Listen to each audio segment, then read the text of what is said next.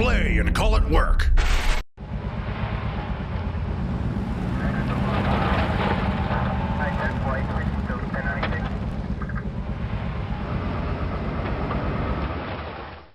Hey there, everybody. Welcome to this week's Sit and Talk. My sincere apologies for missing a week of it. Yeah. Got three more questions out of it, though. We did get a couple more questions, so you know what? There we go. Look for the silver lining, I guess. Yeah. So yeah, if you're not familiar with the Sit and Talk, basically the way it works is this is a weekly show where you ask us questions and we do our best to answer them. Kind of rotates through the different content producers. So if you have any questions next week for Steve, who's going to be doing Sit and Talk, leave them in this video, not in the Vault video, because he won't see them there. And just, hey Steve, hey Stefano, Mr. DeMarco, whatever you want to call him. Yeah, there are a multitude of things. Get his attention, ask him a question. So without further ado, we're going to jump right into answering some questions. And we're just going to do them in order, because that's the easiest way to do it. All right, we got King Godberry. King Godberry? King Godberry. Yeah? Yeah. See, the capitalization of Barry throws me off.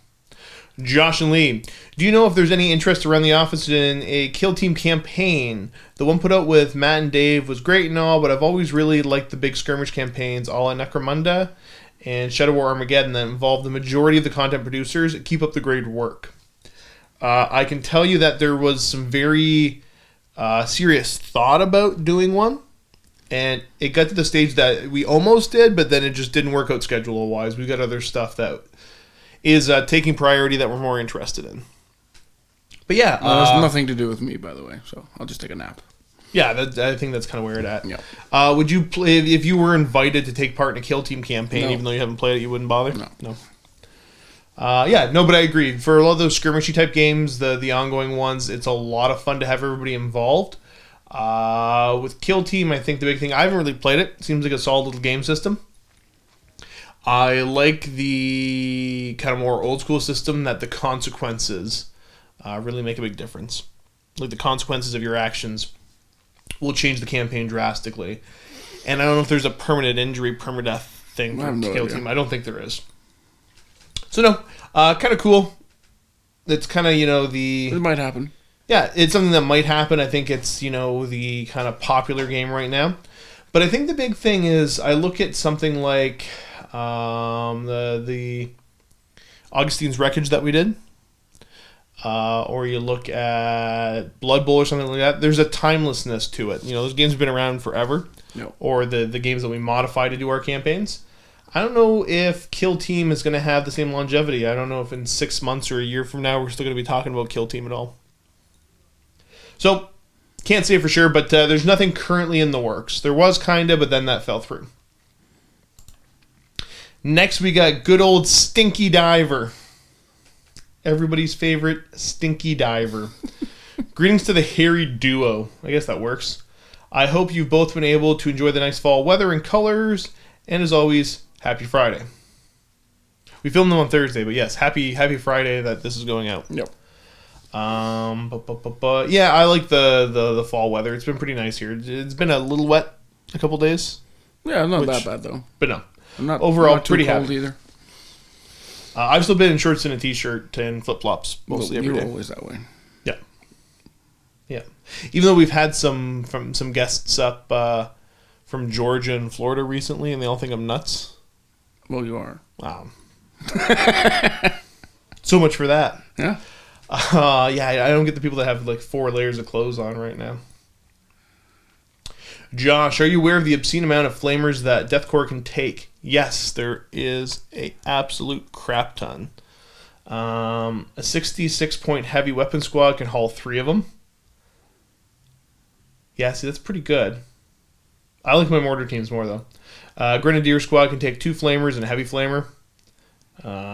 With the sergeant, that squad costs 74 points. Yeah, so super cheap. One might say that's a waste of BS3, but I say burn the freaking heretics. I think that balances out. What are your thoughts on using Krieg as an obviously unintentional MSU flamer spam army, even though basically everything about their rules sucks? Okay, the thing about Krieg is, I mean, they still have kind of the Astra Militarum thing going for them. Even though they've got a lot more specific stuff on their own, I don't think they're a bad army. The Flamer spam, I don't think it will be effective. It won't be, like, terribly ineffective. I mean, it's... You know, we should just play regular Space Marines if you want a bad army that's ineffective. I think it'd be a super cool thematic army, and you could probably make it work. It's pretty danger close. It depends on the point level you play at. And I think the thing is that if you were doing the Flamer spam and you had enough heavy guns at the back of the army that forces the enemy to come to you to fight, you know, they don't want to get into a gunfight with your Russes and your artillery pieces, maybe you're onto something. If you're building an army that just rushes forward to go try to, you know, burn stuff to death, I don't think you're going to do too hot. Next up, because they're only touch 3, right? Still in T3. Yeah. Yep. Lee, I want to 3D print 40K stuff for you. For me? I'm a pretty competent 3D modeler, and I've got friends with good printers that print smoothly. I may or may not have emailed you by now, depending on my motivation. You haven't. What kind of stuff would you like? Think small bits, otherwise I'll end up at the homeless shelter. Oh. Bonus question for whoever wants it. We'll fight over it. Do you think the rule of 3 is long for this world? I don't think very many people like it. Cheers. So the rule of 3, are you familiar with the rule of 3? I have no idea. It's in reference to organized play for 40K, which is like tournament play. That you can't bring more than 3 of the same thing. So you can't bring 7 flying hive tyrants. Honestly, it's one... So I've gotten into my rants and raves on this more recently. And it's the tournament type rules that are encroaching more and more on casual 40K. Because I look at the 40K that I enjoy playing, and it's the casual stuff. So you look at the rules that change fly keyword and everything else. Honestly, I'm kind of at the point, who cares? Like, for casual play, these rules don't make a huge difference. There's, you know what? We had the rule of don't be a jerk, and that one worked just as well. Like, if somebody really wanted to come in and play 7 hive tyrants, okay, cool, we'll build a list to kind of match and make a bat rep out of it. Yep. But ultimately, you know, most of these tournament rules for me are covered in the casual world of, you know, I don't know, don't be a jerk or else people won't play against you. So I could rant and rave and talk about this for hours, as I have recently. But I'm not going to get too much into that. And honestly, the answer is, who cares? Yeah, I don't really play any games, so... Yeah. In the games I play, I've never had it come up. Like, I can't think of the last time I had a guess where I'm like, oh, bringing more than 3 of that really ruined the game. Because nobody does it, because we play the game for fun, not to try to figure out how to exploit the rules so we can win with our toy soldiers. Yeah. But teach their own. Yeah. I'm not going to get Can into I it. answer my question before we scroll down? No, you don't get to tell them what you want. Okay, fine. Not at all. Yeah, I kind of went right into it. What do you want? Send me an email. We'll talk. A 3D printed email? Yeah, that'd be amazing. In Braille. I've got some ideas for like shoulder pads and stuff for me personally. So Cool. Shoot me an email. I think there's a lot of interesting stuff there. I was actually thinking about commissioning some stuff for 3D printing recently, No. but for things that aren't related to 40K. So they're lame. Well, they're related to gaming, just not 40K. Yeah. Okay, Mr. doesn't play any games. Say everything about 40K is lame. Meh. Okay, what's with that Christian Bale? I don't know. That's not even how you spell it, right? I'm not sure. I don't think that's how you spell his last name. Random Roy. Maybe it is. Who cares? It might be a reference to us. Oh, it's this. I get it. Oh, okay. They show up in funny order sometimes. So, what do you call Batman that leaves church early? Christian Bale. Oh, there we go. Yeah. Okay. That showed up before the other comment you had. So Yeah, because you said it that way. Well, we ruined that. It's really funny.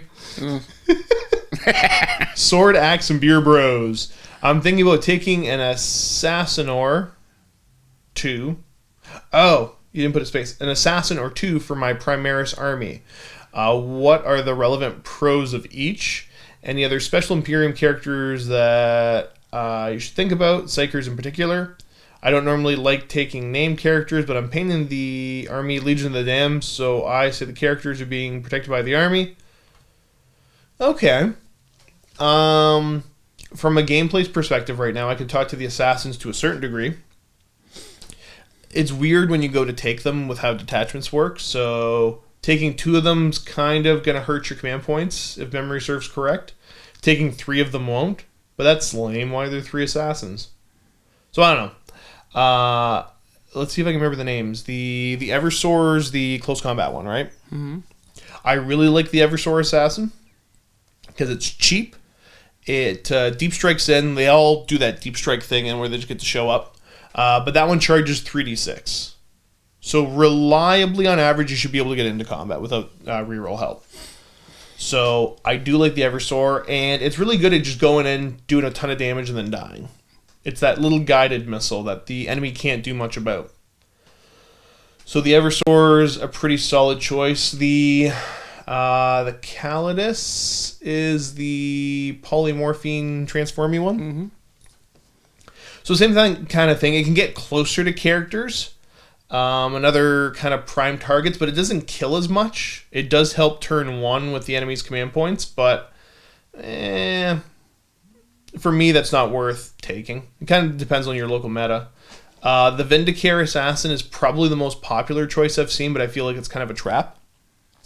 Everybody takes that sniper, and I mean, sure, you can pick off characters and other stuff. There's a lot of potential, but if you take the Vindicare, you can't count on it. Like, I've seen people take a Vindicare Assassin assuming it's going to do exactly what it needs because it hits and wounds on 2s. That's still 2 dice rolls you can mess up. It's still decent chances you're going to roll a 1 at some point. Yep. And last but not least, the Calexis, the name that I always forget.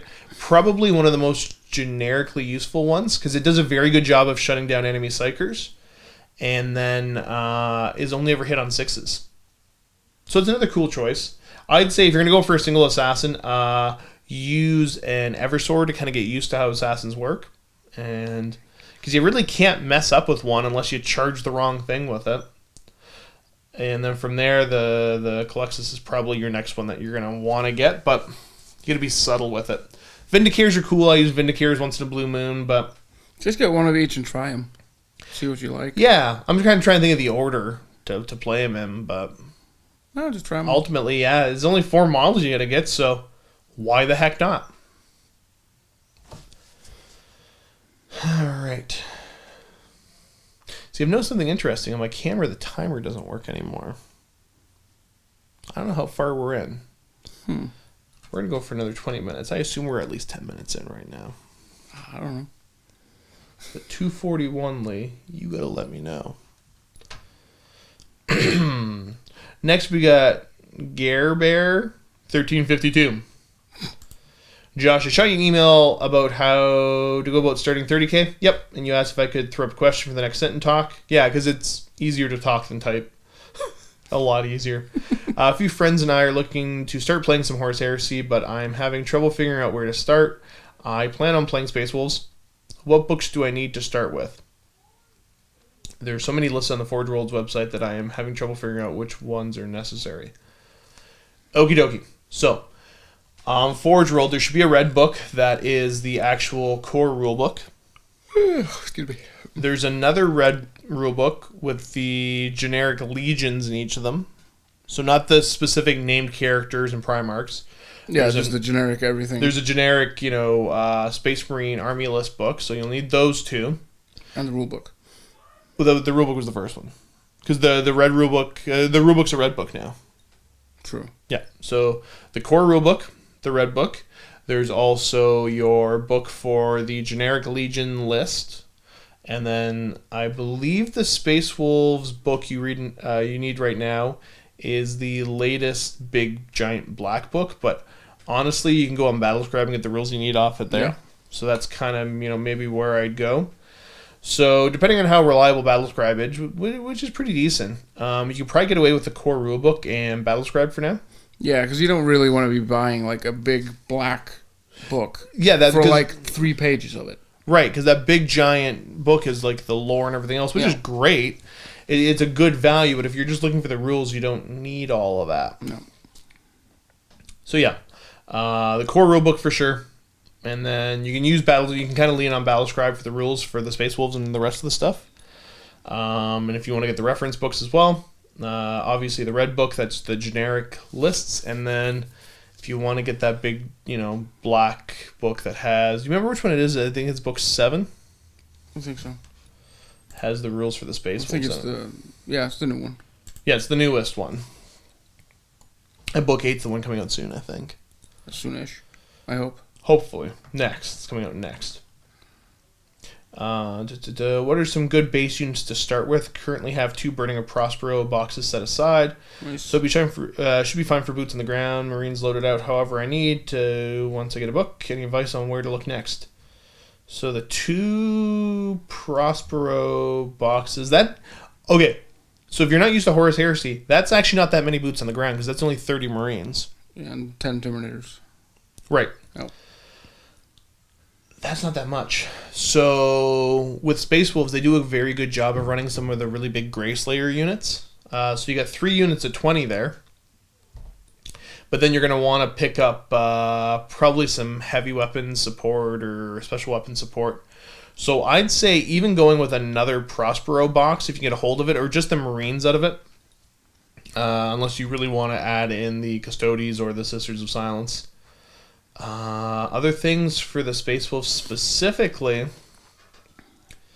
their special unit, the Deathsworn, are pretty good. So a unit of 10 of those wouldn't be a terrible route to go. And then they've got their own Terminators as well, their own special Terminators. So that can give you some interesting looking stuff. Maybe picking up some of the Space Wolves sprues from Forge World to kind of wolf them up a bit, make them look cool. And Space Wolf them up. No, it's not all the goofy 40k stuff that you get, where they're just furries. You make them look proper, Viking-esque. Yeah, Other than you get that, like chests and stuff. Yeah.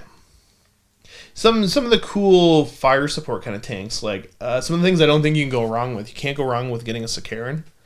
They're fantastic. Or 3.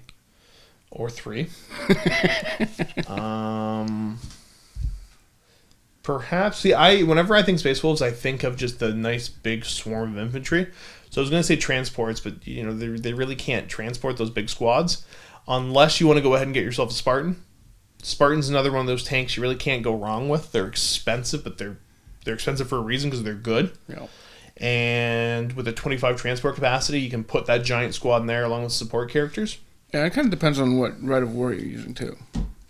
Yeah, you can play around with it. The way I see Space Wolves is just Dreadclaws. Dreadclaws would be another option depending on how you want to build the list. One thing for Space Wolves is they run more characters than everybody else because they're required to. So you probably want to make sure you have a couple models set aside that you can have as characters, whether they be the Wolf Priests, just I can't remember if their Praetor's called a Praetor. It's probably just a Wolf Lord. Whatever they happen to call them. But yeah, you want to have a couple models set aside to be using as your different kind of support characters and all that. We got a pretty decent one in the... You do get a pretty decent looking one. Book, but I've seen people use him just as a sergeant pretty often too. So some of the other stuff you probably want to look at is a little bit of fire support. Depending, and again, it comes down to the different rights of war you want to run. But quad mortars, solid choice. Yep.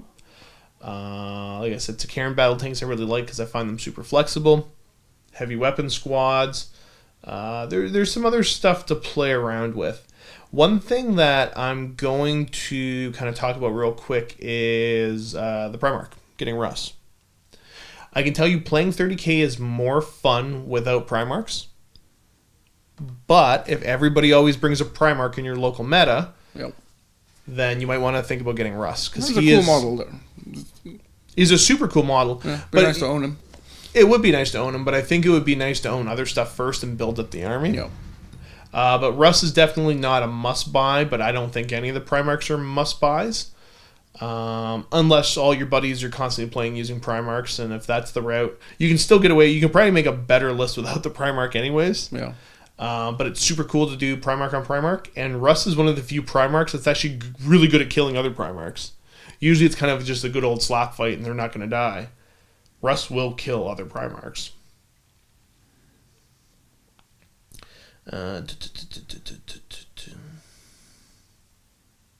Yeah, so like I said, you're going to want more boots on the ground even. Primarchs, I'm for sure going to get Rust eventually, but the impression is that they can wait, really aren't used all that much. Is that right? Oh, okay, there we go. Or is that an early buy? So, yeah, like I said, you got to kind of figure out your local meta, and it's one of those, like if your buddies are constantly bringing Primarchs, there's certain ones that are easier to deal with than others. So the Primarchs I think are the most difficult to deal with are Mortarion, Kurz, and Korax. Because they don't need a big... Because usually they want to have some kind of a retinue or a mechanic that stops them from just getting, shot to death off the board. And all those have it without having to ride in a Spartan along with their bodyguard. Yeah. So it depends. If you got somebody that's running around you with those Primarchs constantly, because 2 of those fly, jump around, and the other one teleports around, maybe you want Rust to help deal with him. But there's other stuff you can do to get rid of it. Like the bane of a Primarch's existence in 30k is regular old Terminators with Power Fists. Because an equivalent point to whatever the Primarch is worth will just kill that Primarch. Like 9 times out of 10. So yeah, I guess what I'm trying to say is you want to have a way to deal with the enemy bringing a Primarch, whether you have one of your own, or just kind of that plan on how to deal with that uber big character.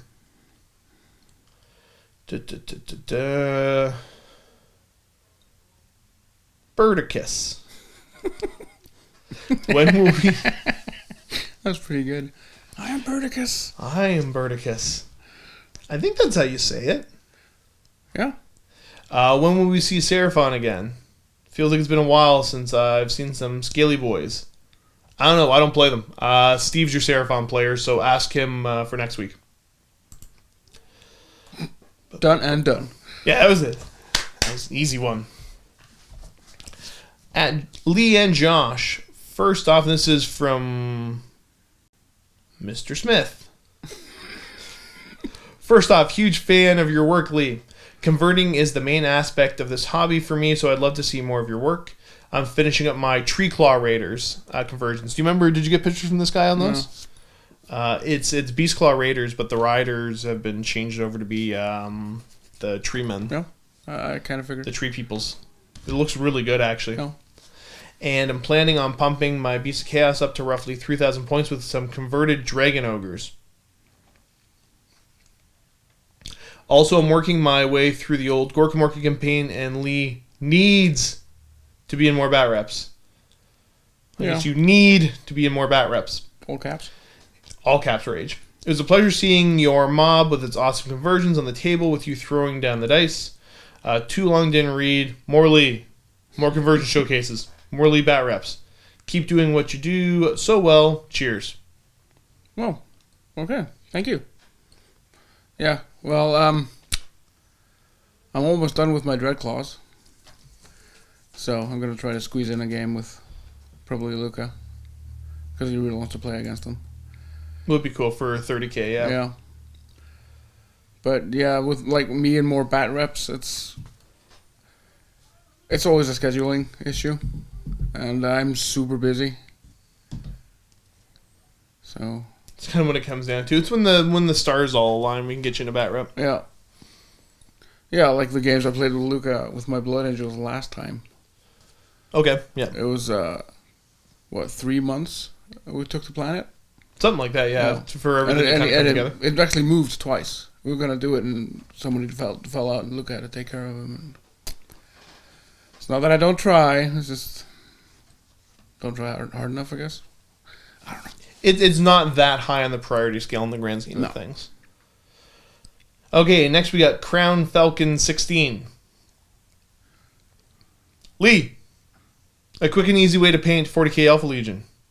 I do not have an airbrush. Also, that epic 40k board is truly epic. Thank you. Yeah, so for 40K, Yeah, 40k Alpha Legion. yeah.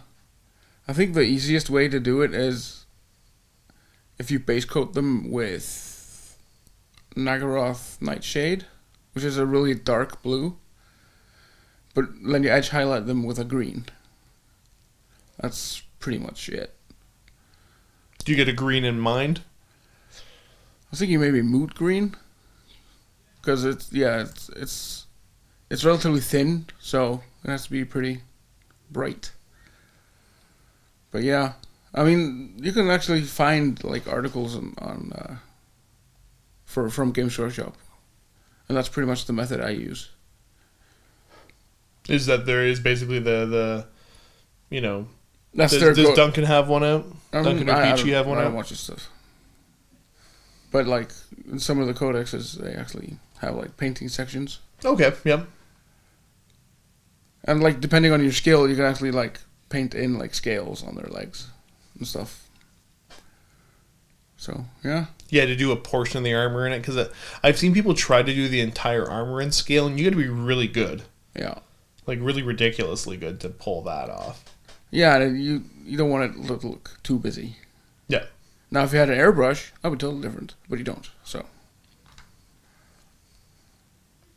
All right, next we got Dave Plays, Langobard, and the Paintmeister. I think that's supposed to be Longbeard. I'm sticking with Langobard. Langobard? That's what it says. Okay. Have either of you watched the trailer for the Vampire Coast for Total War Warhammer 2? I have. I have as well. I didn't think you would have watched it. Why not? I didn't think it would end up on your radar of things to watch. Oh. Yeah, we've both seen it. Yeah. If you haven't, you should. Yay, you next totally question. should. Yeah. I don't currently play the game, but the trailer's amazing. Yeah. How would you feel about having a zombie/vampire pirate faction for Age of Sigmar? Could be a nice foil for those pesky sea elves. Yeah, that's pretty much the first thing I thought. Yeah. That, as far as, because there was very few different fantasy armies that kind of broke the mold for me. Yeah. Ogres were one of them that I played, but I remember the old list for 6th edition. It was 5th or 6th.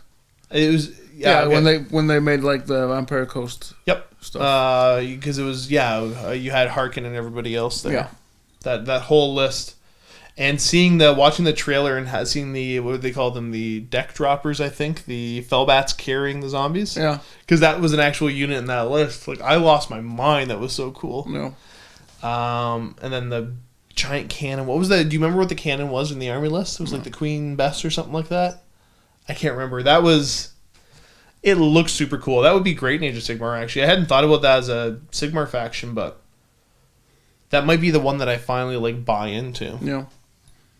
Yeah, just giant crabs with stuff on them, and they're pretty cool. I guess I'd have to see how it plays, because if it felt too close to Legions of Nagash, I'd get bored. But that could be cool. Yeah, if it's just vampires and zombies, and just constructs and stuff. Yeah.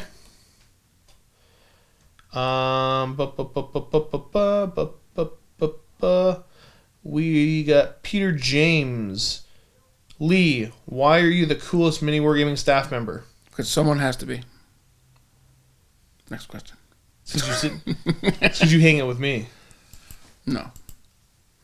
Wow. Because he requires non-human levels of cool. It's literally part of his job description. Pretty much is. Am I the coolest? I don't know. Maybe I am. Just the coldest? Oh, I'm definitely the coldest. You think so? Yeah, probably. I was gonna be like, well, yeah. No, never mind. You are. We got William Caw at the Dynamic Duo. You have been selected to play Dungeons & Dragons 5th Edition. What class and race are you?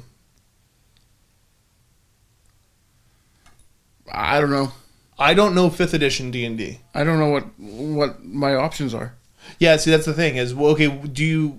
Because you played D&D back in the day, right? No. You never played D&D? No, I never liked it. Oh. Well, Because the generic fantasy role plays is not for me. Oh, they were okay. You can get less generic with D&D. I played D&D back in 3.5 more than anything else. And it was almost always just like Human Ranger is probably what I went with. So I don't know.